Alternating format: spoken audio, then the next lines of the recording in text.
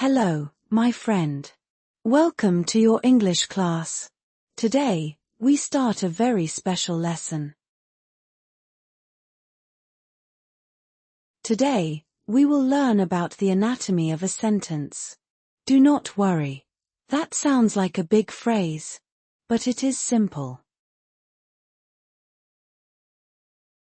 You do not need to know any English yet.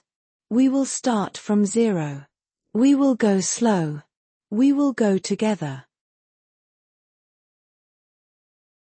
Let us begin with one simple question. What is a sentence? A sentence is a small group of words. These words work together. They tell one complete idea. Think about a sentence like a body. A human body has different parts. It has a head. It has arms. It has legs. Every part of the body has a job. The legs help you walk. The hands help you hold things. The eyes help you see. A sentence is the same way. A sentence has parts too. And every part of a sentence has a special job.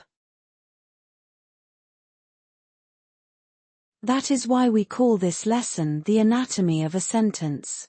Anatomy means the study of parts. We are going to study the parts of a sentence. By the end of this lesson, you will look at any English sentence. And you will know exactly what each word is doing. This skill is very important for college. In political science, in history, in literature, you must read many sentences. You must understand them clearly. Let us look at the two most important parts of a sentence. Every single sentence needs these two parts. The first part is called the subject. The subject is the person or thing that the sentence is about. The second part is called the verb. The verb is the action. It tells what the subject does. Let us practice saying these two words together. Subject, verb, subject, verb. These two words are your new best friends today. Here is a very simple sentence. The dog runs. Just two words. Let us look closely. In this sentence, the word dog is the subject. Dog is who the sentence is about. The word runs is the verb. Runs is the action. It tells us what the dog is doing. So every sentence answers two small questions. Question 1. Who or what are we talking about? Question 2. What are they doing? For the dog runs, question 1 gives us the answer dog. Question 2 gives us the answer runs. Let us try another one. The baby cries. Look at this small sentence with me. Baby is the subject. Baby is who the sentence talks about. Cries is the verb. Cries is the action the baby does. One more. Birds fly. Two tiny words, one full idea. Birds is the subject. Fly is the verb. Notice something. The subject does not always need the word the in front of it. Sometimes the subject is one name, like a person. Let us see an example with a name. Maria sings. Maria is a name. Maria is the subject. Sings is the verb. Here is another one with a name. Juan studies. Juan is the subject. Studies is the verb. Very good. Now, subjects do not have to be just one person. A subject can also be a group. A subject can also be a thing, not a living creature. The students learn. Here, students is a group of people. Students is the subject. Learn is the verb. The car stopped. Car is not alive. But car can still be a subject. Car is the subject. Stopped is the verb. The sun rises. Sun is a thing in the sky. Sun is the subject. Rises is the verb. Do you see the pattern now? Anything can be a subject. A person, a group, an animal, or a simple object. If it does the action, it is the subject. Now let us focus deeply on the verb. The verb is one of the most powerful words in a sentence. A verb is an action word. It shows what someone or something does. Running, jumping, eating, sleeping. These are all verbs. Here is a simple test for you. If you can put the word to in front of a word, and it still makes sense, that word is probably a verb. Let us test the word walk. To walk. Yes, that makes sense. So walk is a verb. Let us test the word table. To table. That does not sound right. So table is not a verb. This little test will help you find verbs in any sentence, even when the sentence looks difficult. Now, not all verbs are actions you can see. Some verbs describe a state, or a feeling, or a being. These are called being verbs. The most common being verb is the word is. Also, the words am and are. These words do not show action. They show that something exists, or describes something. She is happy. There is no running or jumping here. The word is connects she to the word happy. I am a student. Again, no action. The word am connects I to the word student. They are teachers. The word are connects they to the word teachers. So remember, a verb can be an action, like run or jump. Or a verb can be a being verb, like is, or are. Let us check your understanding. In the sentence, the boy jumps, what is the subject? Think about it for a moment.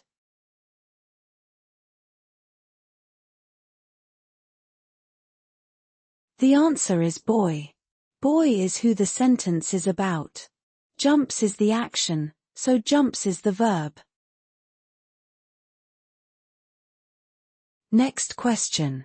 In the sentence, the teacher explains, what is the verb? Think carefully.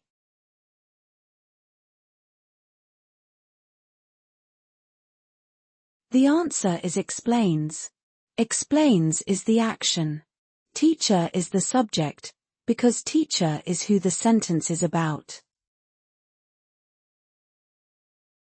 Here is a trickier one. In the sentence, the flowers are beautiful. What is the verb? Remember, not all verbs show action.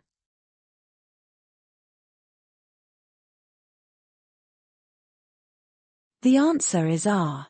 Are is a being verb. It connects flowers to the word beautiful.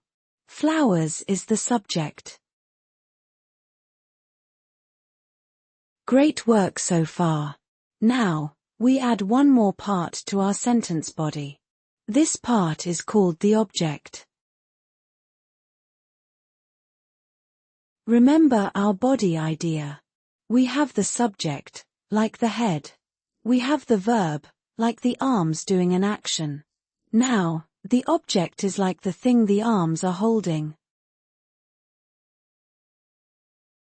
An object is the person or thing that receives the action. The action happens to the object. Let us look at this sentence. The girl reads a book. Let us find all three parts.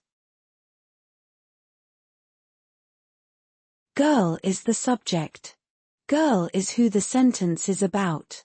Reads is the verb. Reads is the action. And book is the object. Book is the thing that receives the action of reading. The girl is not reading nothing. She is reading the book. Here is a helpful question to find the object. After you find the verb, ask, what question? What does the subject act upon? For our sentence, we ask, reads what? The answer is book. So book is the object. Let us try again. The man drives a car. Let us find the three parts together. Man is the subject. Drives is the verb. Now we ask, drives what? The answer is car. So car is the object. One more example. The children eat rice. Let us break this down completely. Children is the subject. Eat is the verb. We ask, eat what? The answer is rice. Rice is the object. Not every sentence needs an object. Some sentences are complete with only a subject and a verb. Remember our first example, the dog runs. That sentence has no object. Verbs that need an object are called action verbs with an object. But do not worry about that name. Just remember the simple question. Verb, then what? Let us practice more. The chef cooks adobo. Chef is the subject. Cooks is the verb. We ask, cooks what? The answer is adobo. So adobo is the object, the thing receiving the action. Another example. The farmer plants rice. Farmer is the subject. Plants is the verb. Plants what? Rice. So rice is the object here too. But notice, rice was the verb, eat rice, before. Now rice is the object of plants. The same word can play different roles in different sentences. One more. The writer wrote a novel. Writer is the subject. Wrote is the verb. Wrote what? A novel. Novel is the object. This is very useful for you, because in literature class, you will study novels, poems, and stories.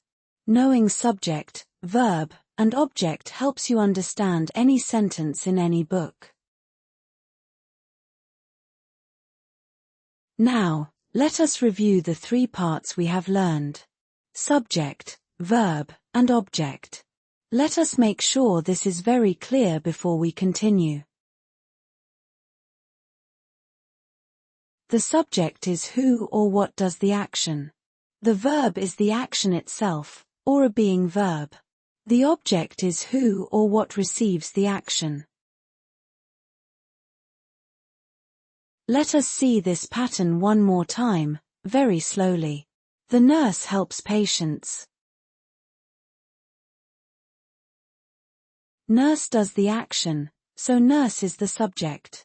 Helps is the action, so helps is the verb. Patients receive the help, so patients is the object. Your turn now.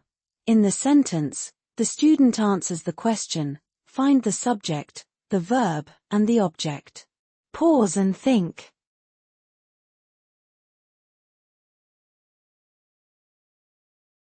Student is the subject. Answers is the verb. Question is the object, because the student answers what? The question. Try this one. The artist painted a portrait. Find the subject, the verb, and the object.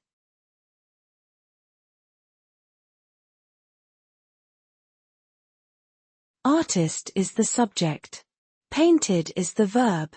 Portrait is the object, because the artist painted what? A portrait. You are doing wonderfully. Now, let us add small helper words that make sentences more colorful. These words are called adjectives. An adjective is a describing word. It tells us more about a noun, which we spell noun, said like noun. A noun is a person, place, thing, or animal. Wait, we have not talked about nouns yet directly. Let us explain simply. A noun is any word that names a person, a place, a thing, or an animal. Subjects and objects are usually nouns. The word dog is a noun. The word book is a noun. The word Manila is a noun. Now back to adjectives. An adjective describes a noun. It tells us the size, the color, the feeling, or the quality of a noun. Look at this sentence. The big dog runs. Big is an adjective. It describes the noun dog. It tells us the size of the dog. Here is another one. The red car stopped. Red is an adjective. It describes car. It tells us the color. One more example. The happy child laughed. Happy is an adjective. It describes child. It tells us the feeling. Here is a simple trick. An adjective usually sits right before the noun it describes. Big before dog. Red before car. Happy before child. Let us try a full sentence with subject, verb, object, and an adjective together. The old man reads an interesting book. Man is the subject, described by the adjective old. Reads is the verb. Book is the object, described by the adjective interesting. Adjectives are very important in social science and history. They help you understand descriptions, like a powerful leader, or a difficult period, or a peaceful nation. Now let us meet a cousin of the adjective. This word is called the adverb.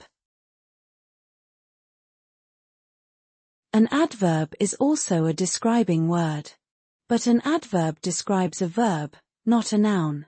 An adverb tells us how an action happens.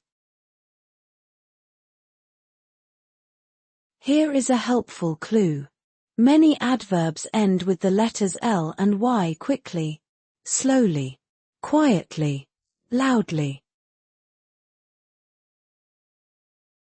Look at this sentence. The boy runs quickly. Quickly is an adverb. It describes the verb runs. It tells us how the boy runs. Another one. She speaks softly. Softly is an adverb. It describes speaks. It tells us how she speaks. One more. He walks slowly. Slowly is an adverb. It describes walks.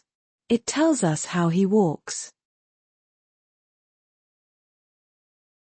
So remember this simple difference. Adjective describes a noun, a person, place, or thing. Adverb describes a verb, an action. Quick check. In the sentence, the quiet student listened carefully. Find the adjective and the adverb.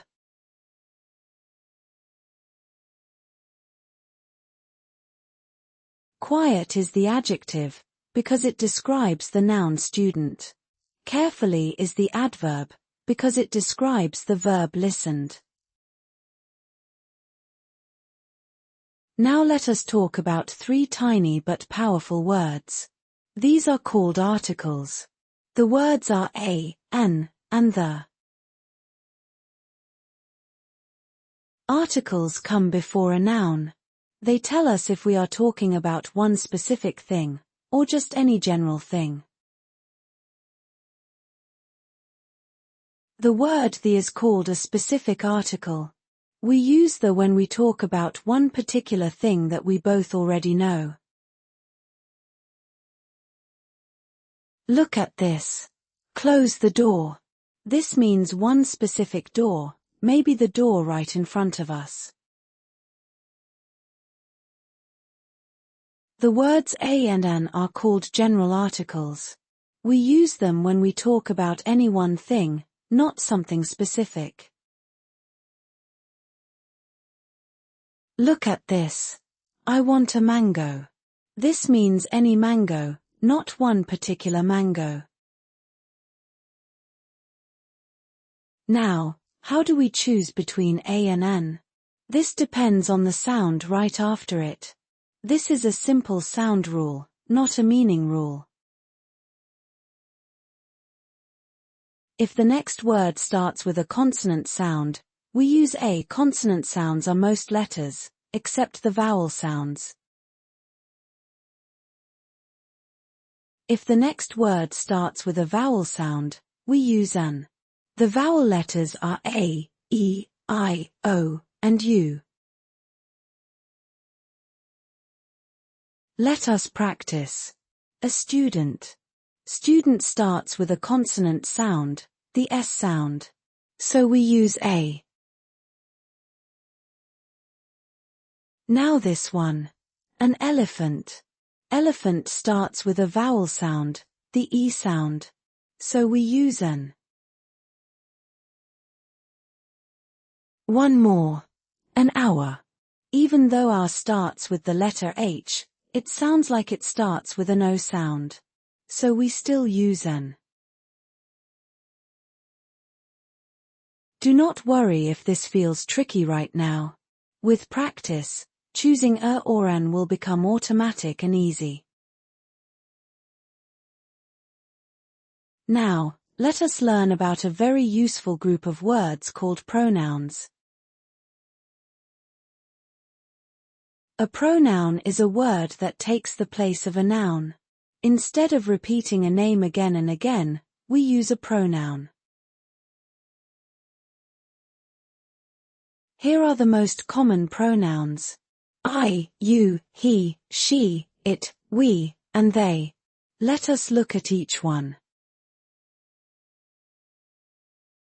We use the word I when we talk about ourselves, the speaker. We use the word you when we talk to another person directly. We use he for one man or one boy. We use she for one woman or one girl.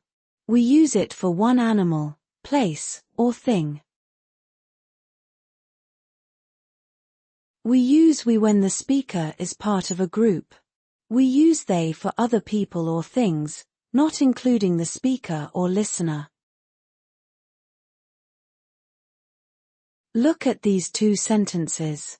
Maria is a teacher. Maria teaches English. See how we repeat the name Maria. Now watch how a pronoun makes this smoother. Maria is a teacher. She teaches English. We replaced the second Maria with she. This makes our sentences shorter, and it sounds much more natural. Native speakers use pronouns all the time. Quick question. If we are talking about one boy named Pedro, which pronoun could replace his name?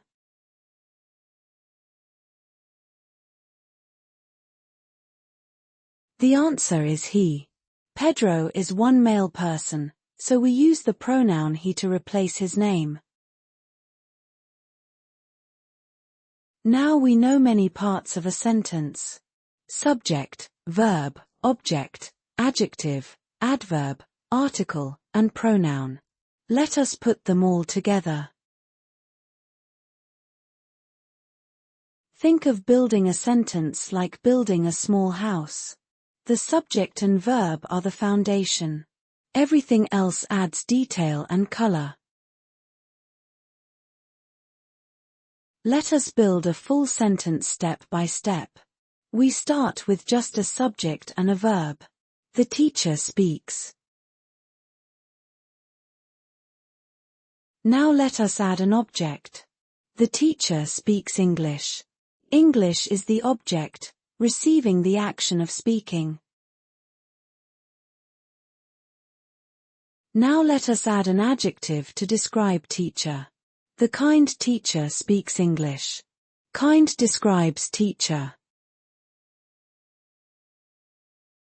Now let us add an adverb to describe speaks. The kind teacher speaks English clearly.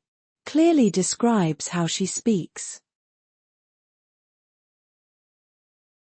Look at what we built. We started with 2 words. Now we have a rich, detailed sentence with 7 words, and every word has a clear job. Let us build another one from scratch. Start simple. Students learn. Add an object. Students learn history. History is the object. Add an adjective. Filipino students learn history. Filipino describes students. Add an adverb. Filipino students learn history eagerly. Eagerly describes how they learn. You just watched a sentence grow, piece by piece, like a plant growing from a small seed into a full tree. Now, let us learn one more important part. This part connects small sentences together. It is called a conjunction. A conjunction is a joining word. It connects 2 ideas, 2 words, or 2 full sentences together. The most common conjunctions are and, but, and or. Let us look at each one closely. We use and when we add one idea to another idea. Both ideas are true together. Look at this. Maria sings and dances. 2 actions, sings and dances, joined by and. We use but when we show a contrast, or a surprising difference between 2 ideas. Look at this. The boy is small, but he is strong. Small and strong are different, so we use but. We use or when we show a choice between two possibilities. Look at this. You can study history or literature. Two choices, joined by or. Conjunctions help you build longer, more advanced sentences. This is very useful for college essays and reports.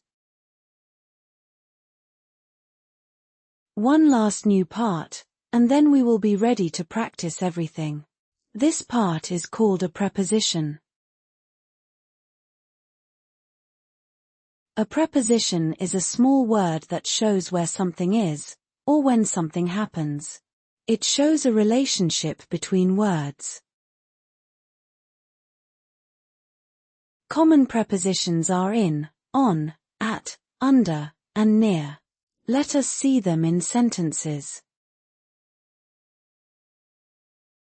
The book is on the table. On shows where the book is, its location. The cat is under the chair. Under shows where the cat is. We will meet at noon. At shows when we will meet, the time. She studies in the library. In shows where she studies, the place. Remember, we say this word as library. Prepositions are small, but they carry a lot of meaning. They help us understand exactly where and when something happens. Wonderful. Now you know all the major parts of a sentence. Let us do a full review with one complete, rich sentence. Here is our sentence. The young student reads an interesting book in the quiet library. Student is the subject. Young is the adjective describing student. Reads is the verb. Book is the object. Interesting is the adjective describing book. In the library is a preposition phrase, telling us where. See how every single word has a purpose. Nothing is random.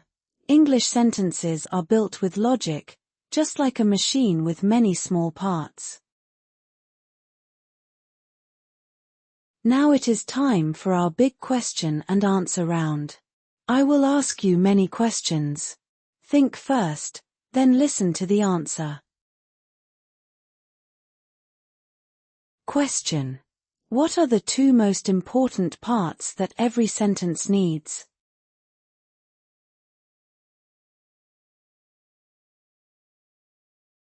The answer is the subject and the verb. Every complete sentence must have someone or something, and an action or a being verb. Question. What is the job of an object in a sentence?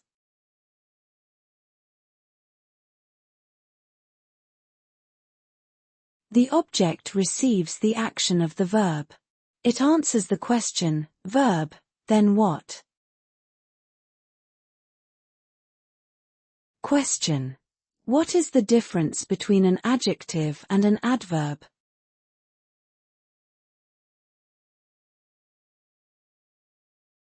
An adjective describes a noun. An adverb describes a verb. Adjective goes with a person or thing. Adverb goes with an action. Question. When do we use the word an instead of a?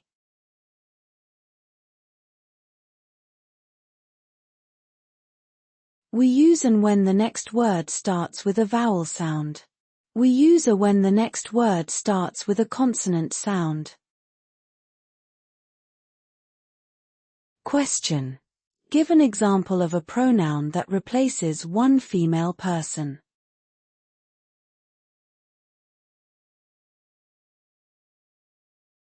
The answer is she. We use she for one woman or one girl. Question. What job does a conjunction do in a sentence?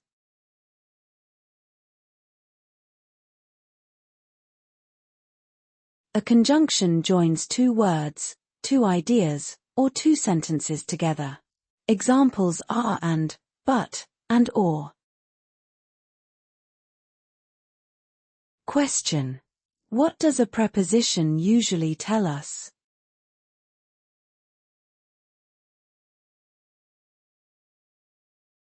A preposition tells us where something is, or when something happens. Examples are in, on, at, and under. Question. In the sentence, the tall boy kicked the ball, what is the adjective?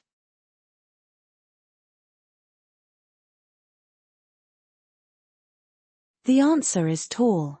Tall describes the noun boy, telling us his size.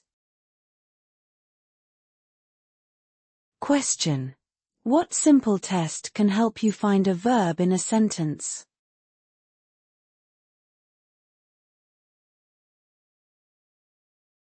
Put the word to in front of the word. If it makes sense, like to run or to sing, it is a verb. Question. Can a sentence be complete with only a subject and a verb, no object?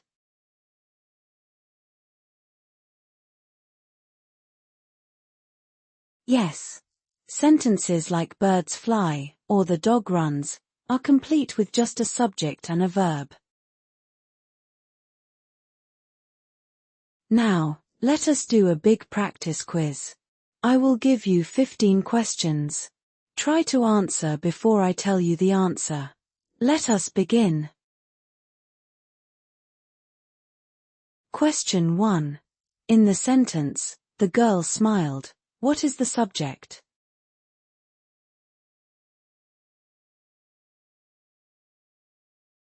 The answer is girl. Girl is who the sentence is about. Smiled is the verb. Question 2. In the sentence, the children played outside, what is the verb?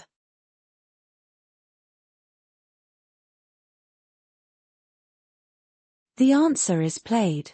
Played is the action the children did.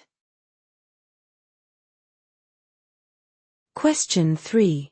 In the sentence, the farmer grows corn, what is the object?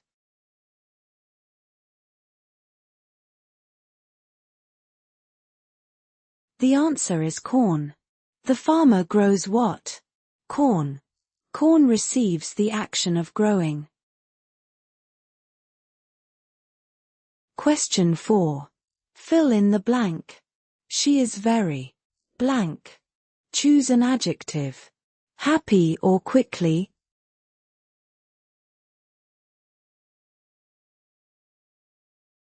The answer is happy. Happy is an adjective, and it fits after the being verb is, describing she. Question 5. Fill in the blank. He runs. Blank. Choose an adverb. Fast or fastly?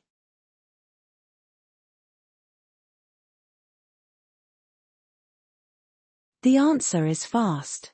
In English, fast is already an adverb by itself. We do not add ly to the word fast. Question 6. Choose the correct article. Blank apple. A apple or an apple?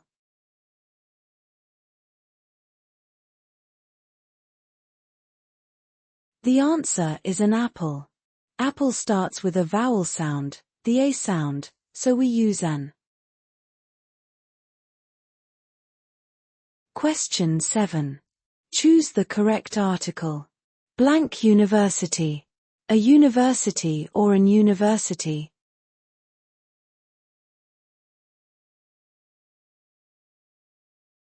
The answer is a university. Even though university starts with the letter U, it sounds like it starts with a Y sound, a consonant sound. So we use a. Question 8. Which pronoun replaces the words Juan and Pedro together, two males?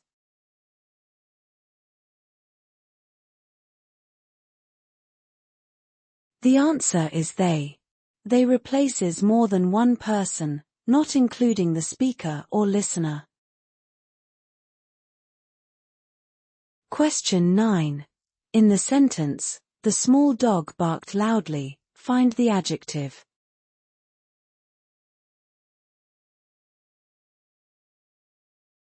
The answer is small. Small describes the noun dog, telling us its size. Question 10. In the same sentence, the small dog barked loudly, find the adverb.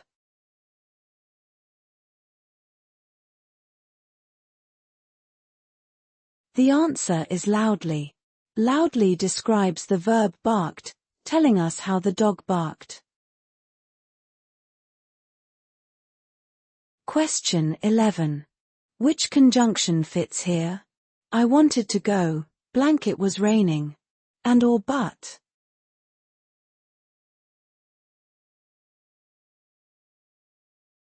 The answer is but. This shows a contrast. Wanting to go, and it raining, are opposite, surprising ideas. Question 12. Which preposition fits here? The pen is blank the table. On or at.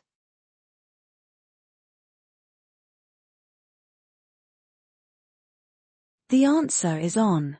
On shows the pen is resting on top of the table's surface.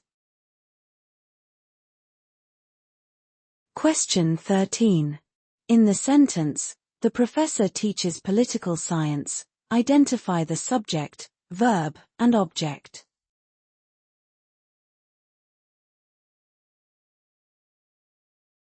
Professor is the subject. Teaches is the verb. Political science is the object, because the professor teaches what? Political science. Question 14. Is the word beautifully an adjective or an adverb?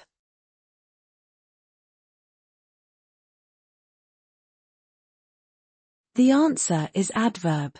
It ends with ly, and it describes how an action happens, such as she dances beautifully.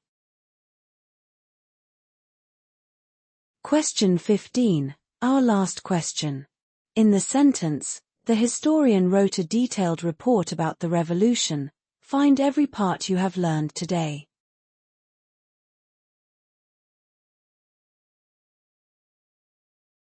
Historian is the subject.